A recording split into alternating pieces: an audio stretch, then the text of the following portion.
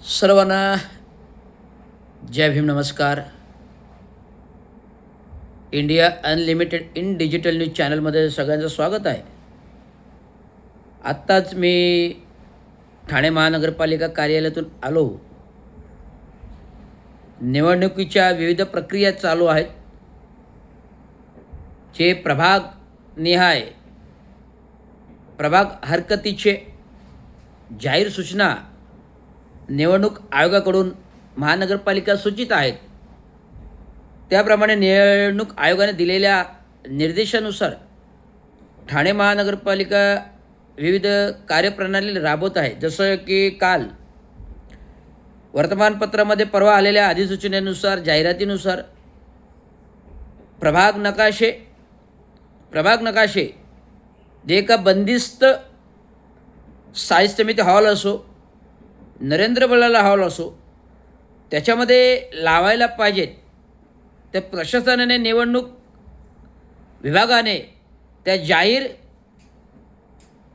ठाणे महानगरपालिकेचा जो entrance corridor आहे, notice board, महानगरपालिकेच्या कार्यप्रणालीच्या सूचना आहेत, त्या ठिकाणी भिंतीवर चिटकवलं, हा आक्षेप आहे. तर तिथे न चिटकवता ठाणे महानगरपालिकेच्या बंदिस्त सभागृहामध्ये, ठाणे महानगरपालिकेच्या स्थायी समिती सभागृह असेल किंवा दुसरं मोठं सभागृह आहे, या ठिकाणी सगळे ते प्रभाग नकाशे लावावेत. जेणेकरून सर्व राजकीय नेते, लोकप्रतिनिधी जे कोणी असतील, जुने नगरसेवक असतील, जे नगरसेवकासाठी इच्छुक आहेत, जे आमदार, खासदार, लोकप्रतिनिधी आहेत, यांच्यापर्यंत ही माहिती पोचावी. त्यासाठी त्यांना बंदिस्त सारख्या सभागृहाच्या हॉलमध्ये लावणं उचित ठरेल. जेणेकरून हे नकाशे निवडणूक आयोगाने पब्लिश केलेले, सांगितलेल्या महानगरपालिकेला एक महत्त्वाचं कागदोपत्री पुरावा आहे प्रभाग नकाशे. तर हा प्रभाग नकाशे, त्यानुसार प्रभाग न्याय जर पाहता, तर मी आता कॅल्क्युलेशन्स केलं, याच्यावर मी अभ्यास केला की आयोगाकडे अभिप्रेत अहवाल महानगरपालिका निवडणूक विभागाने पाठवला. तर पूर्वीचे पॅनल 33 पॅनल आहेत आणि पूर्वीचे नगरसेवक 131 आहेत. तर गणित केलं तर आत्ताच्या आज मितीस महानगरपालिकेची अधिकृत लोकसंख्या आहे 28 लाख. आणि जर टॅक्स रेकॉर्ड बघितला तर 30 लाख नाही तर 35 लाखच्या घरात पण जाईल. तर माझ्या मते अधिकृतरित्या अजून 5 पॅनल जे आहेत, अधिकृतरित्या जे 5 पॅनल आहेत, ते वाढत आहेत. जर ते 5 पॅनल वाढत असतील तर 5 म्हणजे पॅनल जर वाढले तर 5 चोक 20 किंवा 5 त्रिक 15, 5 चोक 20 किंवा 5 त्रिक 15, म्हणजे अजून 15 एक नगरसेवक वाढू शकतात. म्हणजे तुमचे जे नगरसेवक आहेत 131, जर 15 नगरसेवक वाढले तर 146 नगरसेवक ठाणे महानगरपालिकेच्या सभागृहामध्ये बसू शकतील. अशा प्रकारचे नगरसेवक तयार होतील.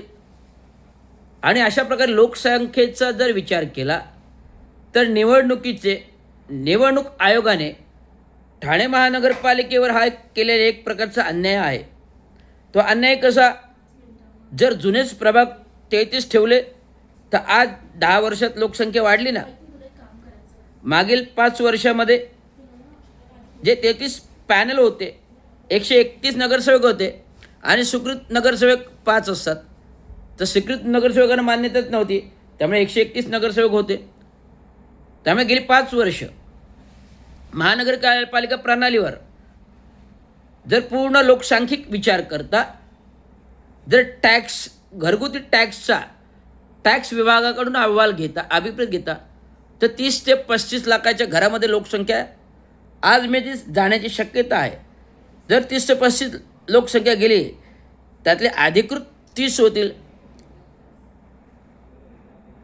तर अधिकृत 30 लाख लोकसंख्या होईल, कारण ते टॅक्सवर आहेत.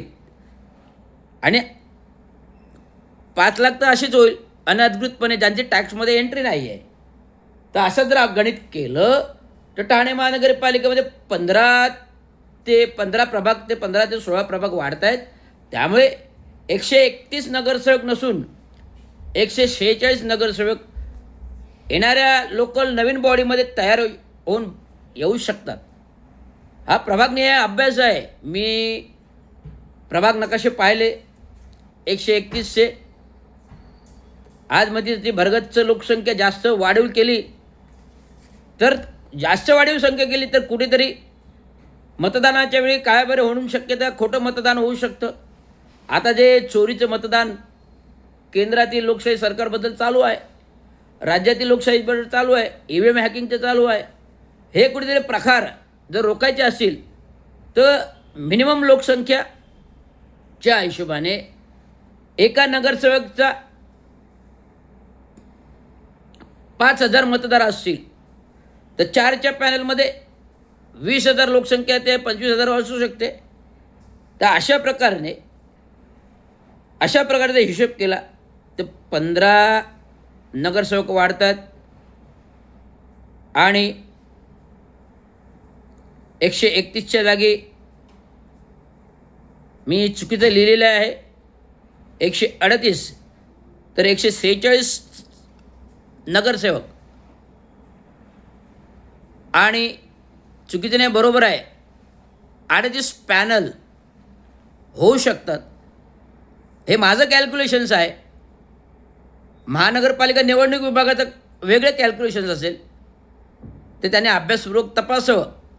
त्यामुळे त्याप्रमाणे त्यांनी आयोगाकडून मान्यता तशी घ्यावी. कारण येणाऱ्या निवडणुकामध्ये स्वतंत्र मजूर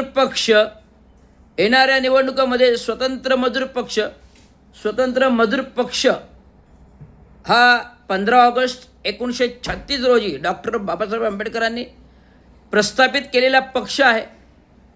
18 लोक निवडणुकीमध्ये उभे होते, 15 लोक निवडून आली.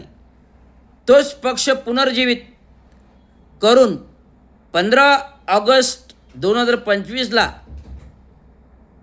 मी त्याचं पक्षाचं अनुकरण करून